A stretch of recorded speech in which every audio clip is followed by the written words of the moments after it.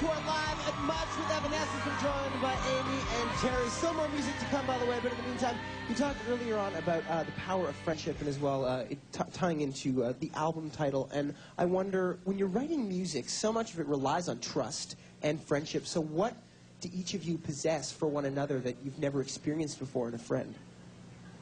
I'll go first. Terry's awesome because... No, just kidding. Actually, it was really cool because not only is Terry really creative, but he's really supportive. So even when I come up with ideas that are really out of left field, he listens and either gets it or just is patient. So we'd go through a lot of just like messing around, you know, and just playing with ideas that were fun and totally weird and different, which was something new. And a lot of it is, you know, trust, because we'd already spent a lot of good time on the road together, just chilling, getting to know each other, and it wasn't hard to just write in front of him without feeling, I don't know, like judged or something. It was good. No judging going on there, Terry? You've had all that time to think of one nice thing to say about me. She's like my little sister. I'm going to ask you a question, and I don't want you to take it the wrong way. Do you have a lot of friends? And I ask this because, in that respect, it is a unique idea that you have this kind of bond with someone. Yeah. No, actually. I mean, it's not that I don't have any friends, but it's like when you've like sacrificed your life to like, because you're all over the place all the time, constantly busy and all over the world in different cities every day. It's really hard to keep up friendships like with people that aren't with you. So your band really becomes like the core of, you know, who you hang out with. They become your family. You really have to love each other and get along, otherwise, you know, you're all alone. So I do have a few friends. We all have, you know, people that we love that aren't with us on tour that we miss a lot, but not a lot. I mean, it's not like a huge, well, at least not me, it's not like a huge group of people that are like, yeah, every time I come home. It's like just me and the cat. Do you let people in like that, Terry? Like we were talking about? Yeah, I mean, I have a lot of friends.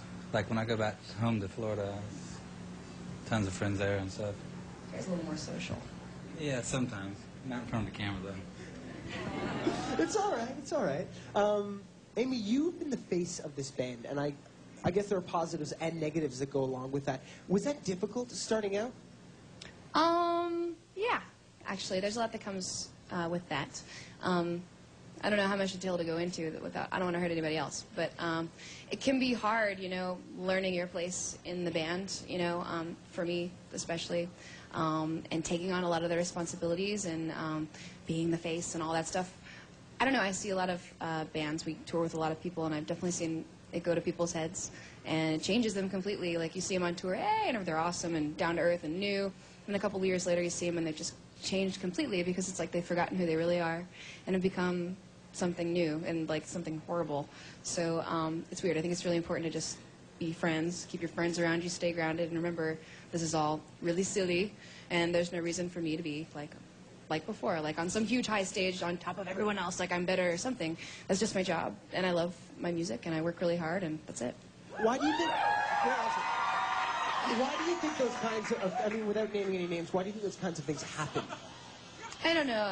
A lot of it's watching VH1 Behind the Music and seeing like all the glory of like, you know, fallen rock stars who go through their, you know, drug and alcohol abuse and like almost threw their lives away and like they OD'd and then they made a new life and all this drama that I just don't really want in my life. I think a lot of people see, you know, their idols either party way too hard or just live this entire life that's impossible to live without really hurting yourself and hurting the people around you. And then they lose it all. And they're like, why did I lose it all? It's like, well, because you can't do that. You just, I mean, you can, but you can also die.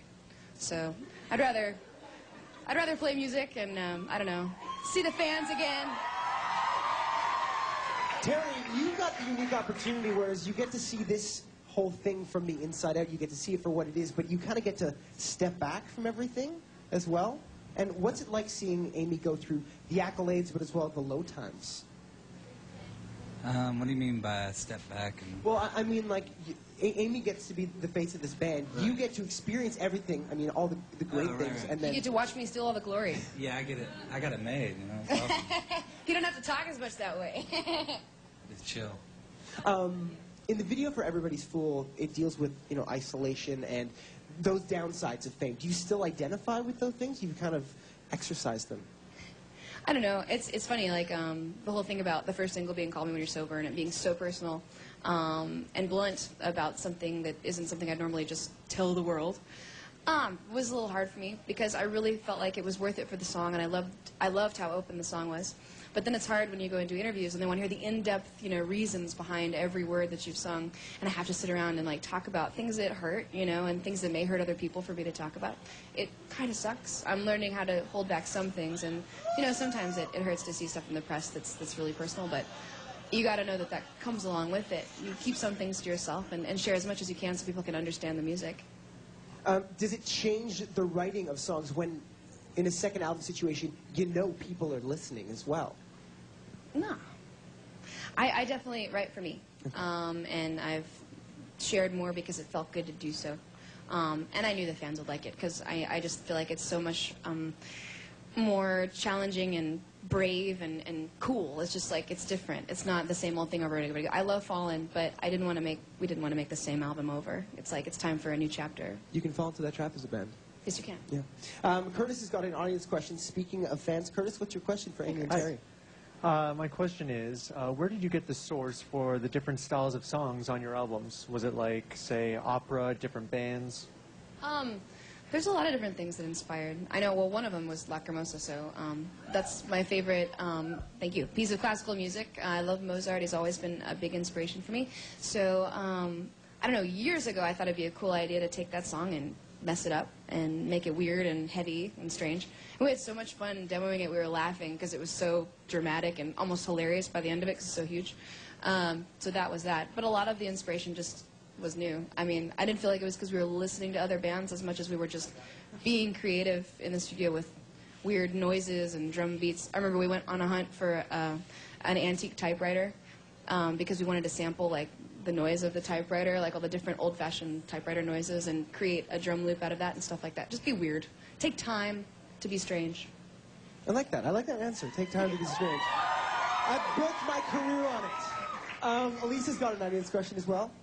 My question is just, since you guys have been on tour, do you get sick of playing the same songs over and over again, or do you still find it just as thrilling every time? Yeah, Rocky said yeah. I looked back, I knew I was looking for you. He sits there like falling asleep. I turned around like in Imaginary the other day and he was like, it's like, come on, just change the part or something. No, it's cool.